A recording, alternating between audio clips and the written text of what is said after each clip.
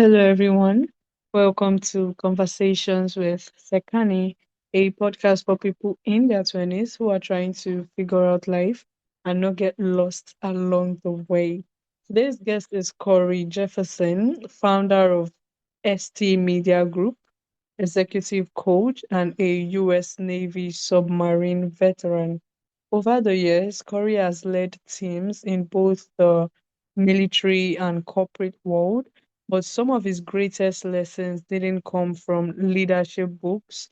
They came from loss, grief, burnout, and learning how to navigate life's hardest season. Ooh, after losing his sister, Corey realized that simply pushing through pain wasn't healing. That experience gave birth to what he calls the COPE method, a framework designed to help people develop healthier ways to handle stress, difficult conversations, relationships, leaderships, and personal growth. Today, Corey is on a mission to help people learn how to cope better, lead better, and live better. Corey, welcome to Conversations with Sekani. It's a pleasure to have you on. Thank you for having me on. I really appreciate you allowing me to share your space and also talk to your listeners.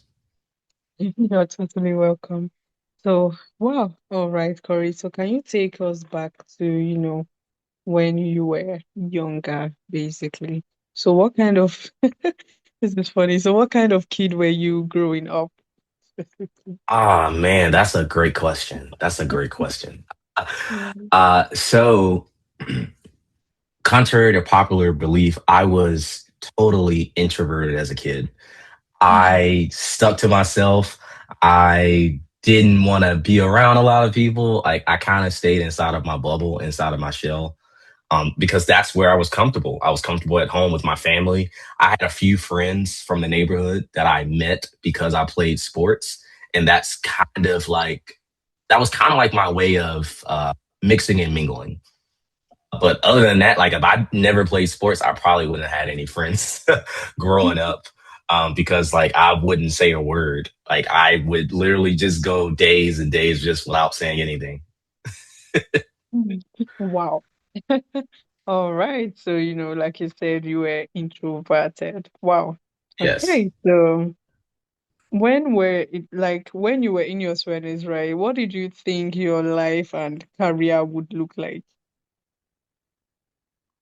Another great question. So when I was in my 20s, I had just entered into the military. So things looked a little bit different for me.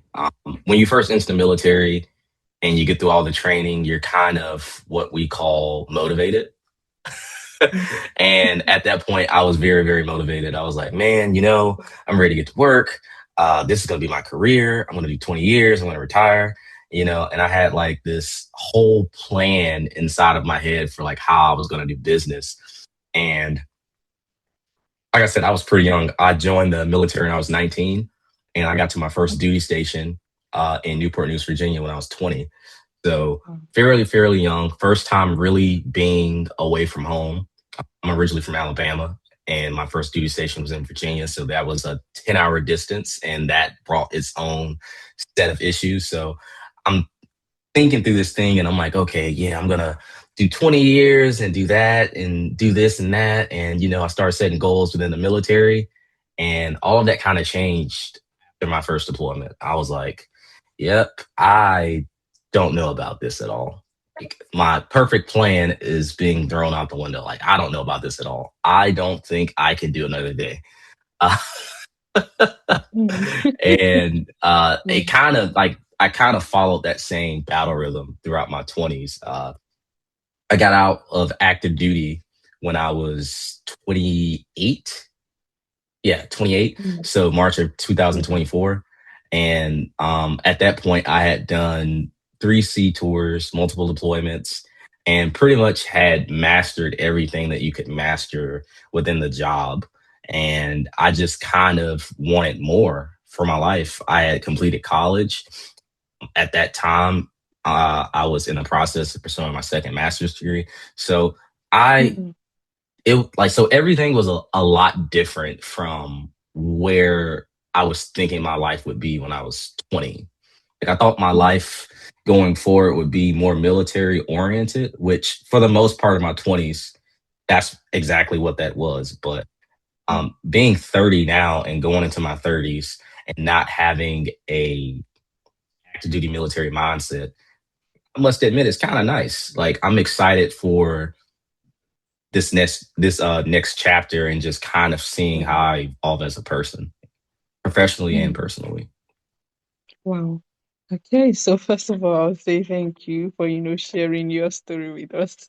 And it was funny when Absolutely. you said in the military, you didn't know you would, if you would stay the next day.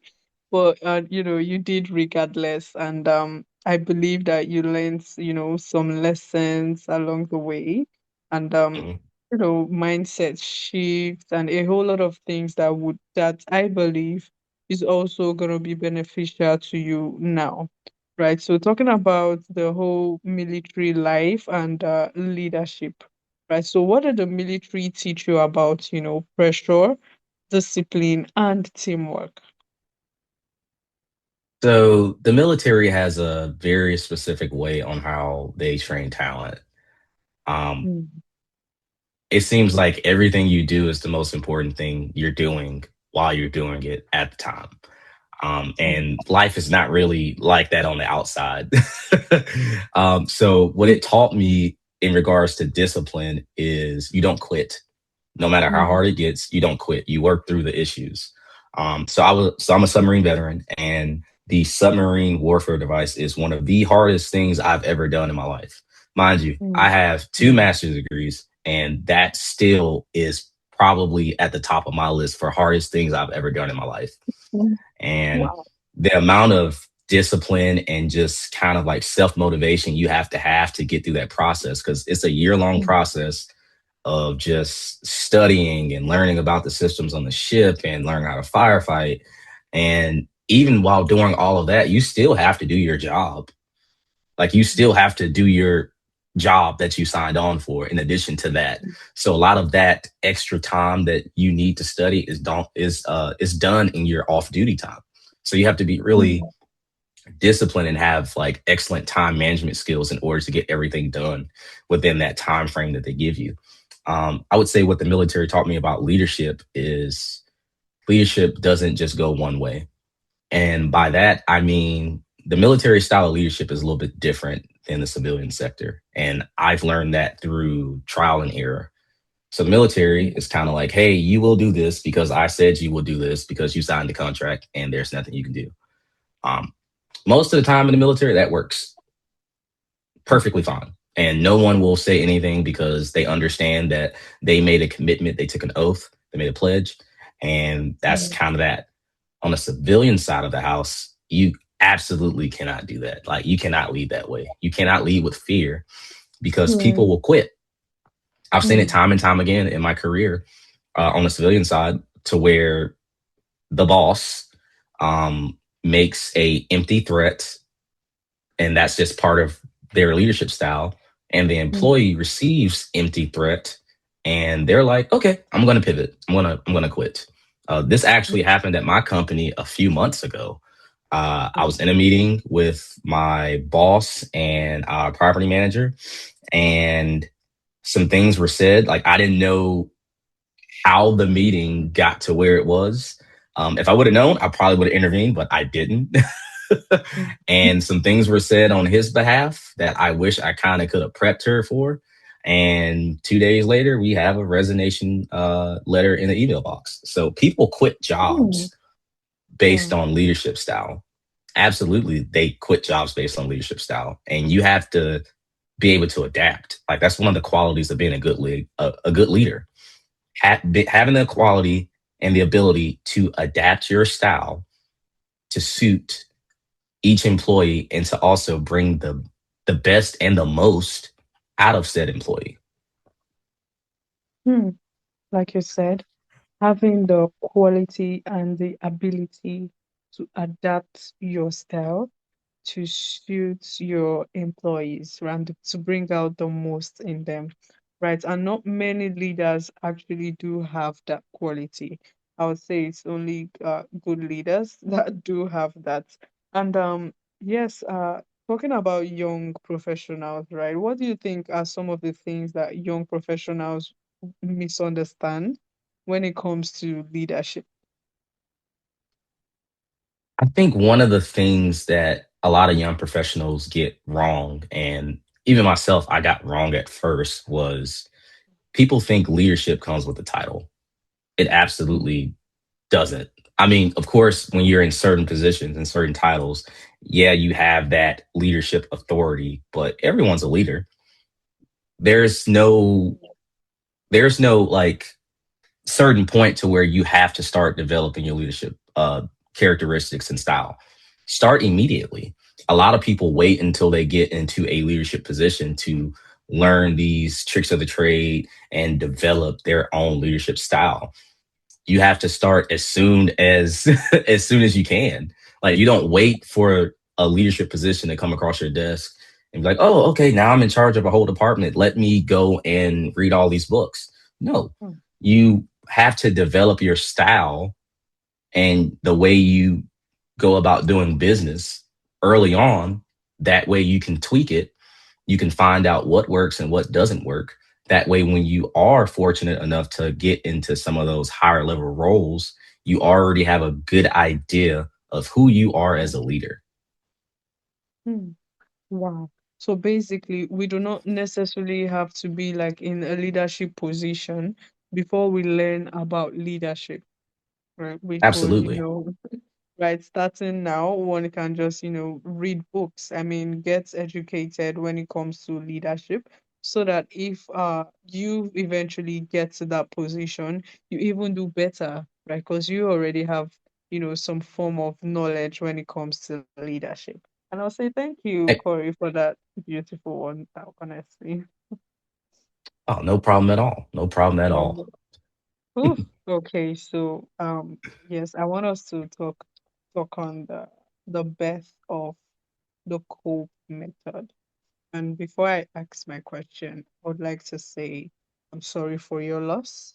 And Thank you.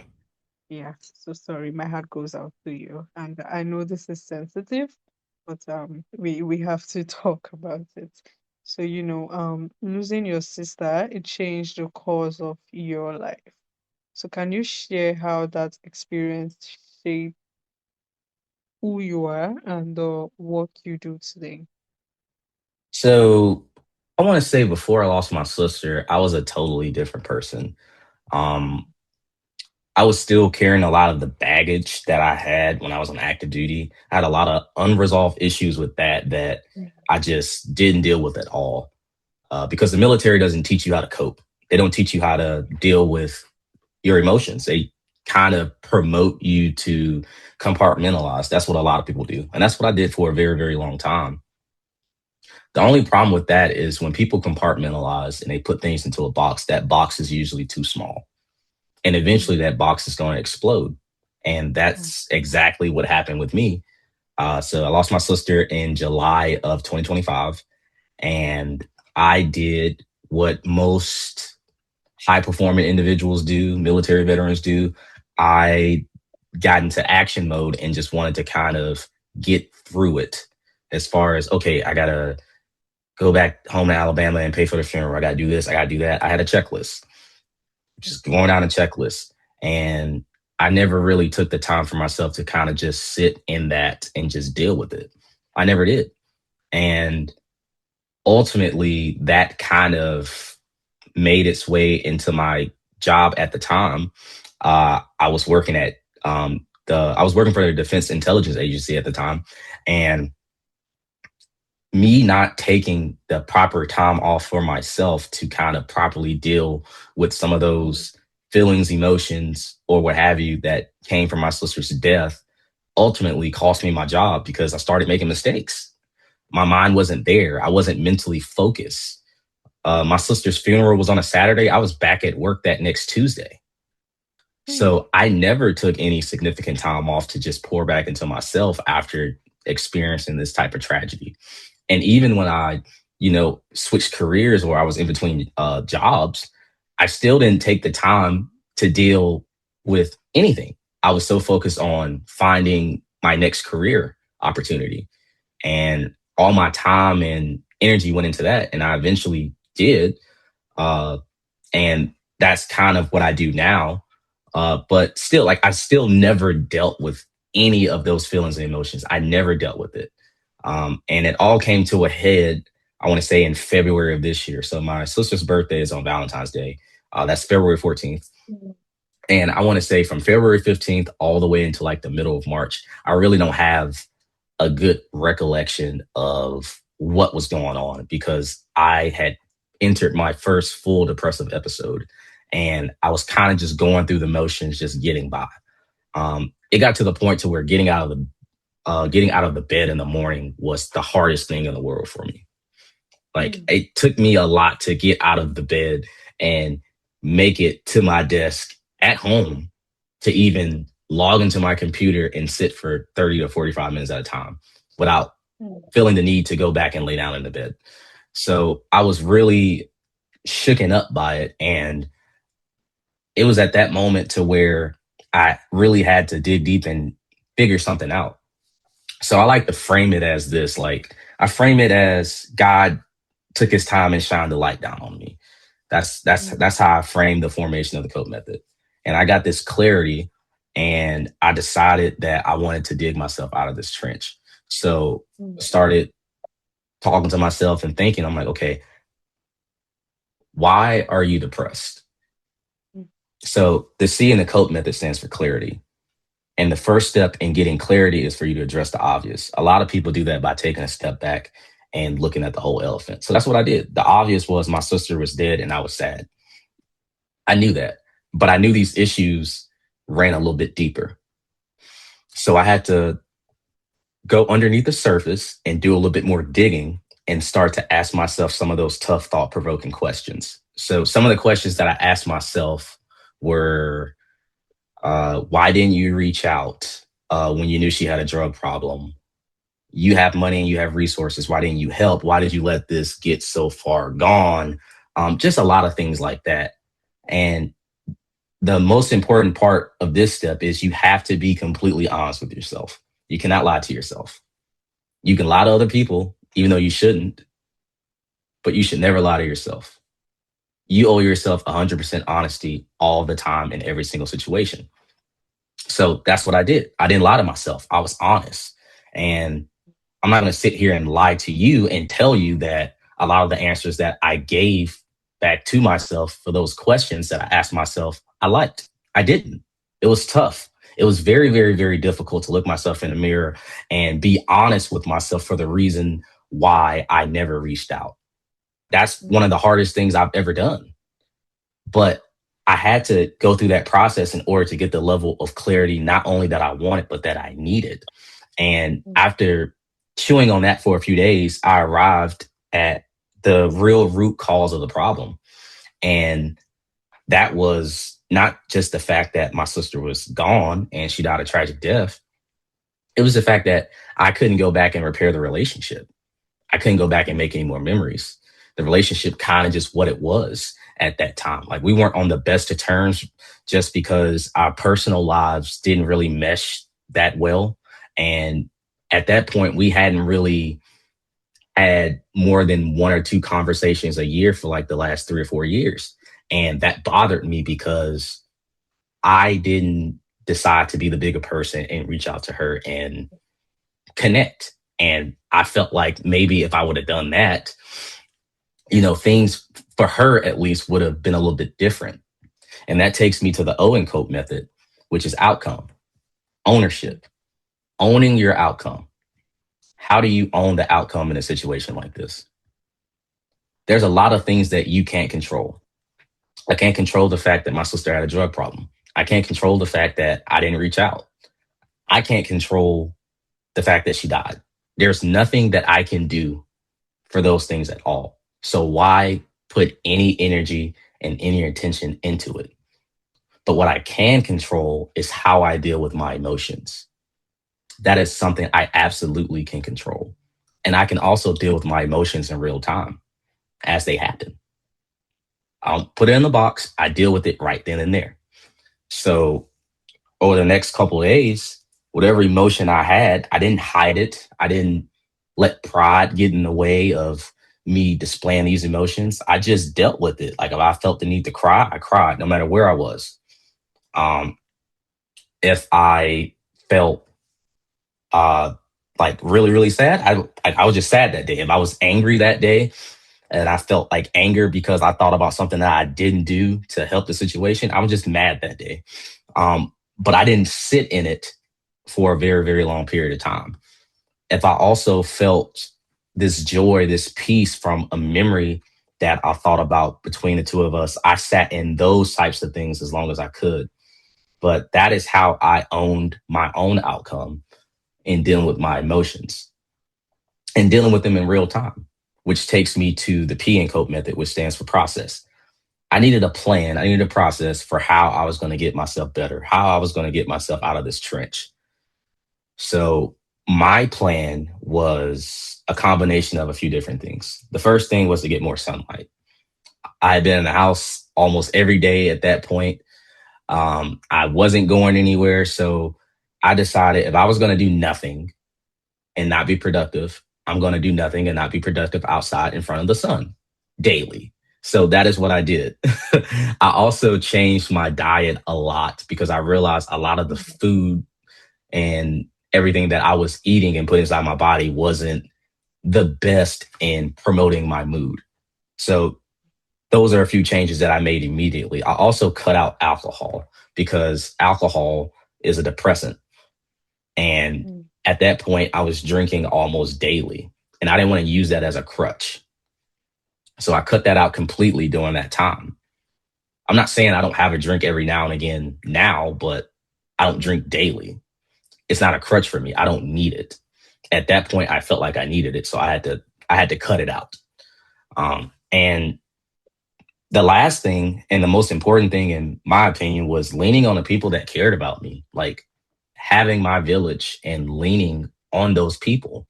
A lot of the times, people will carry around this massive cross and they'll be sinking, they'll be drowning, or whatever other term you want to use, not knowing that there are people who are willing to stand side by side with you and help you carry that cross as long as you need help carrying it. And that's one of the things that I had to do. I had to not let my pride get in the way of my progress. I had to not let my fear get in the way of my progress of getting better. I had to just lean on the people that cared about me. Was it awkward reaching out to some people? Sure. But I didn't care about that at that point. I just knew I had to do something. Like I knew I had to get myself better, which takes us to the E in COPE method, which is the easiest part of the COPE method. And that's execution. You just do it. You have the clarity, you've taken ownership of your outcomes, and you're putting your energy into the things that you can directly affect and control. You have a plan for how you're going to execute. The easy part is just doing it. That's where a lot of people go wrong. They'll have this clarity, they'll decide to own the outcome and take ownership for the things that they can directly affect and control. They'll have a pretty good plan for how they're going to do business and operate. And then when it comes to actually doing it, they just don't. They let fear get in the way of progress. That's something that I chose not to do. I chose not to let fear get in the way of my progress of getting better. Fear is something that's never going to go away. It's never going to go away. You have to wake up every day and make a conscious decision to battle fear. You have to. That is what I do every single day. It's days where I get up and I feel this heaviness, and that heaviness is telling me to go lay back down. Do you know what I do? I put on a boot and I kick it. I fight fear daily. I battle fear daily.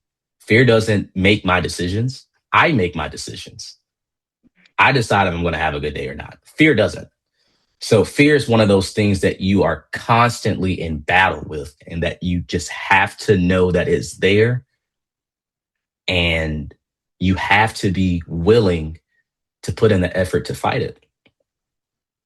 And that's what you have to do to execute properly. You have to not let fear be a deterrent, be a barrier for you doing the things that you want to do. And that's exactly what I did. I didn't let fear stop me from getting myself better. I executed. Wow.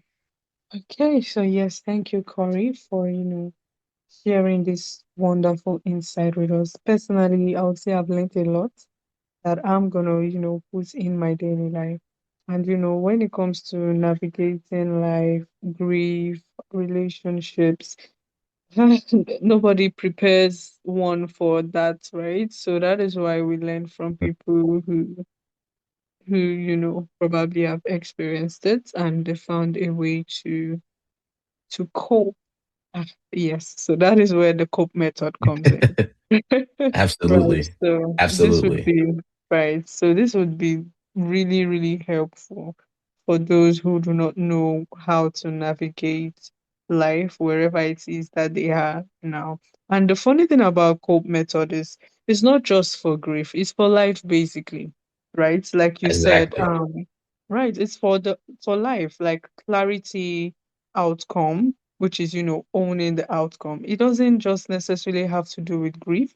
It has to do with relationship. It has to do with growth, right? If you want to build something, this is also a framework you could apply to your daily life to, achieve success, right? You talked about process, you talked about execution, which is, just do it. Basically, just wake up every day, do it, even if it feels the day feels slow, heavy, just do it regardless. And at the end of the day, you would feel better that you did it.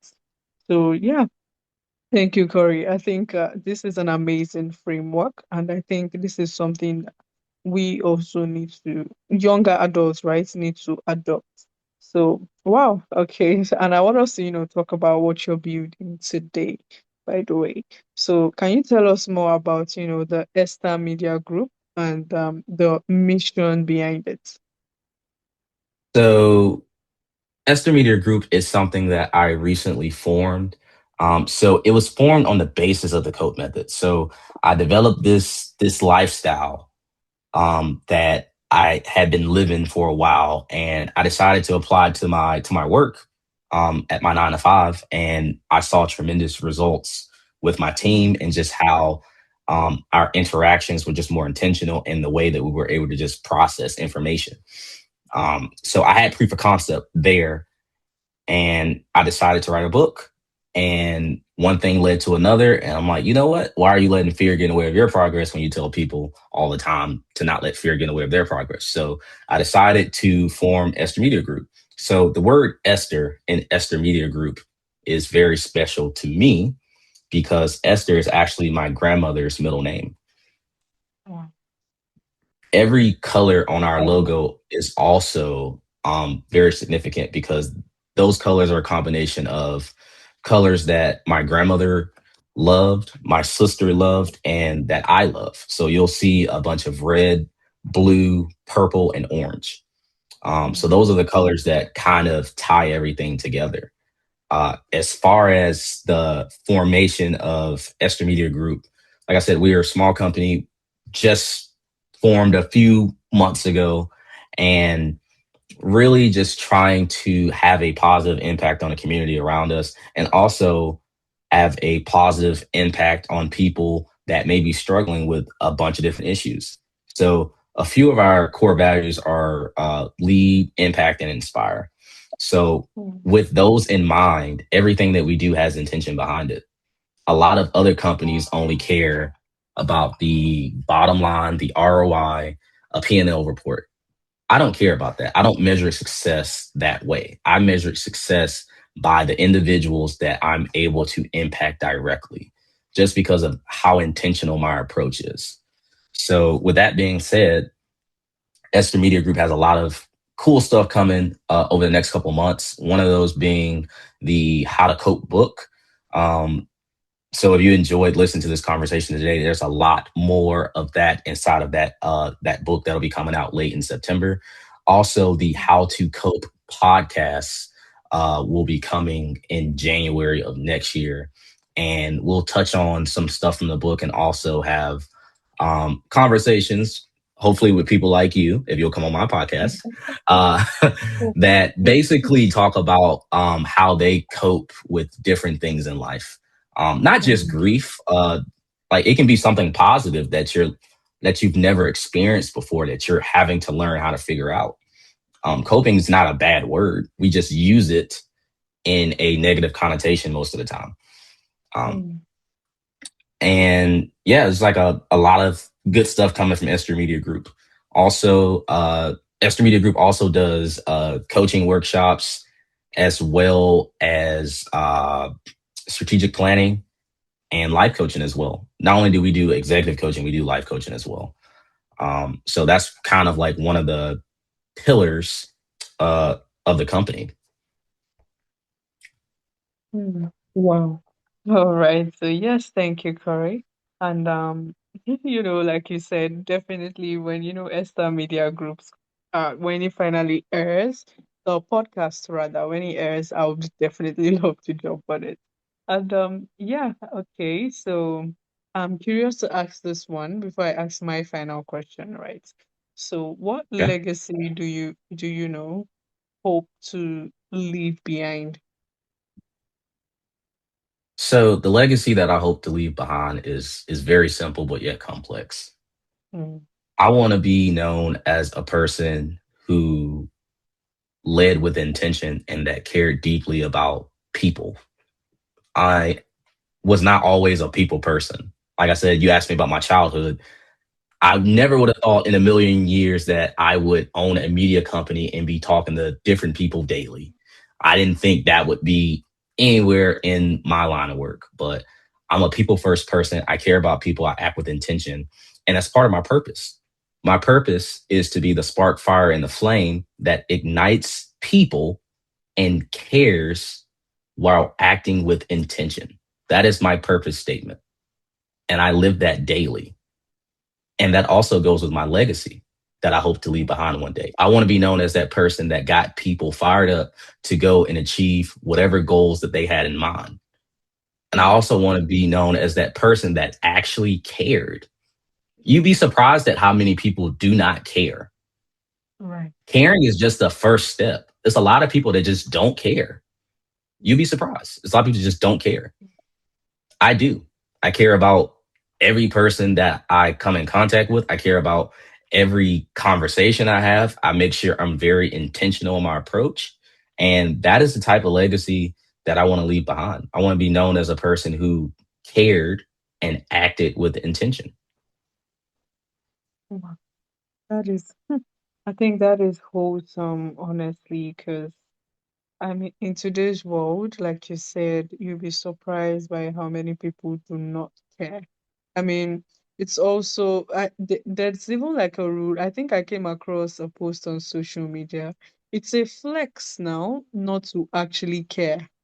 Not Exactly. caring is now becoming a flex, and I think I don't think that is okay, right? So that is a beautiful Exactly. legacy to leave behind. And personally, I think that I would want to be known for someone who cares too, right? So yes, Exactly. right, thank you, Corey. And talking about the younger adults, right? Because it's the sole purpose of my podcast to, give clarity when it comes to the younglings, right? So we could learn Mhm, and just navigate life properly. So if you mhm. could, using you, for example, right? If you could sit with your, 25-year-old self, right? What would you tell him? So again, that is a very, very good question. The 25-year-old me, I would literally tell him, keep going, do not quit, put one foot in front of the other. Everything you're going through right now is preparing you for that next level, the next thing to achieve. Do not let fear get in the way of your progress. Everyone's scared. Fear doesn't go away. You have to battle fear daily. Do not let that stop you from doing what you want to do. You will find your purpose eventually. You just have to keep working. It takes time to to figure out what your purpose in life is. I'm 30 years old and I just figured mine out.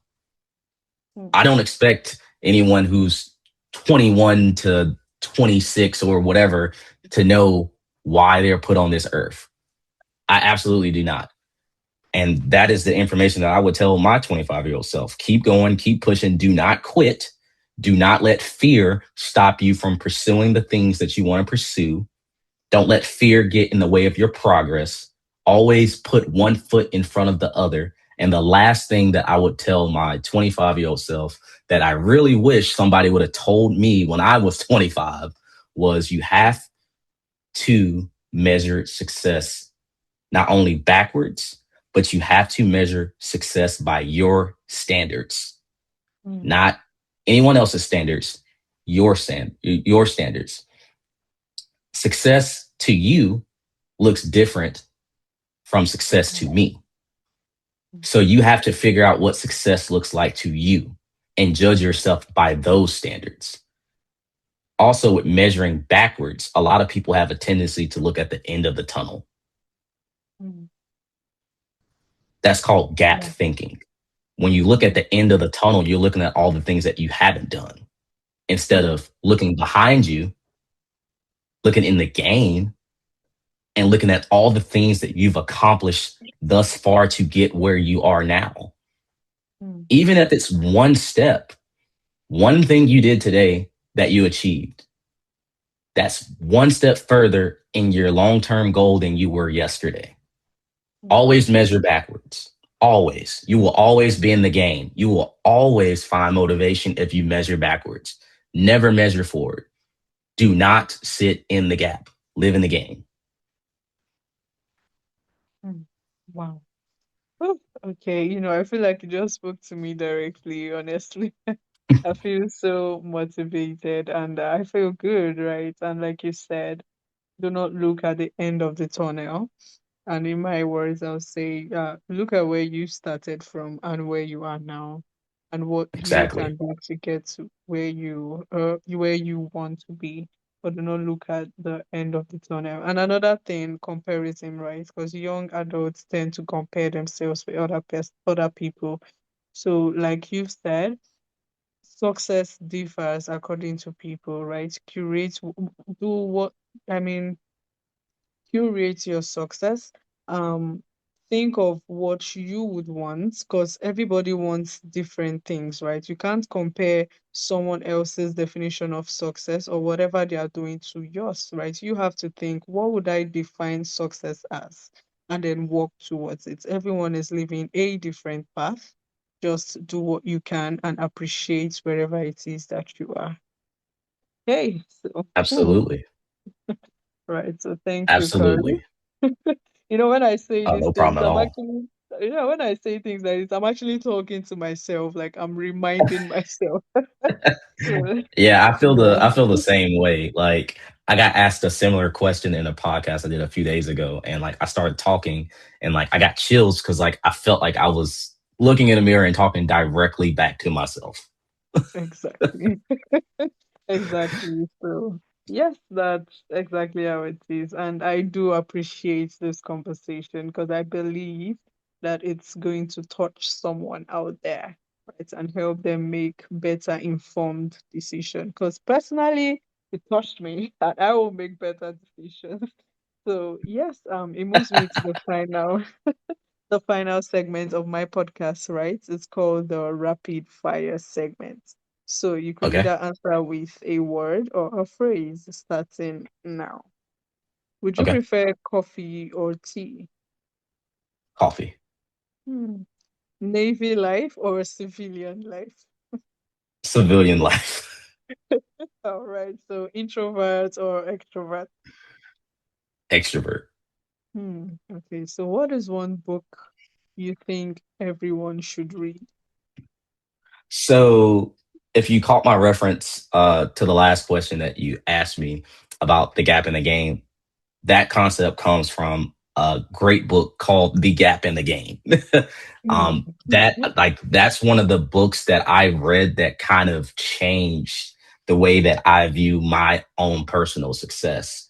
And it gave me the confidence to battle not only imposter syndrome, but just to develop my own way of thinking for how I measure my success, how I measure my wins. So I would challenge anyone to give that book a read. Another great book that I read kind of early on in my career is Radical Candor. That book basically Hmm. just teaches you how to have very difficult conversations and just improve communication overall. Everyone should read that book. Hmm. Another book, Traction. Also another great read to read. Trying to think about another one. Oh, there's another book out there, but it has a bad word in it, so I'm not going to say it. But it's called The Subtle Art of Not Giving a You Can Finish the Rest. That Good. book, phenomenal. Right. Yeah, but yeah, I Definitely. would definitely check those books out. All right. I love that one personally. Yes. Okay. So yes, and finally, right. So what is a quote you live by? A quote that I live by is, in order to be successful, you have to struggle. You have to be able to give up something in order to be successful.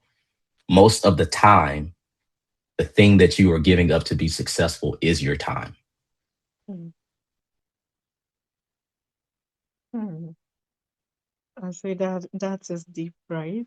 It's almost bringing back a conversation I had with a guest, but I'm looking at the time because I feel like that would take a whole lot of time if I decide to talk on this quote. But it's a pretty unique one, I would say. And yes, thank you, Corey.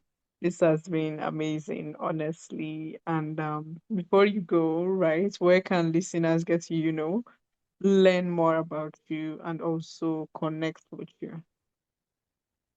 So listeners can follow me on X, and that's going to be at Esther Media Group, and group is spelled GRP. Again, that is at Esther Media Group, and group is spelled GRP. You can also check out our website. There's a lot of good resources on there, and you can also book excuse me, a coaching session with yours truly, or my email address is on there. You can reach out to me as well, and that's going to be esthermediagroup.org. Again, that is esthermediagroup.org. Mm. All right. estamediagroup.org.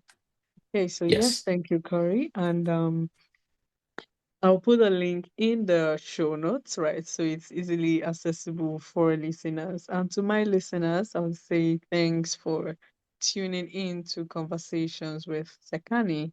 If this episode sparked something in you, just as it did in me, make sure to share to someone who you think might need this. And also subscribe so you don't miss out on new episodes. Once again, thank you, Corey, and do have a wonderful day ahead of you. All right. Thank you for having me. Like I said, I really, really appreciate you sharing your space with me and allowing me to have a great conversation with you and talk to your listeners as well. All right, you're welcome. You're totally welcome. And yes, thank you for sharing beautiful insight with us today. We really do appreciate. And yes, have a wonderful day. You do the same. Thank you very much. All right, take care.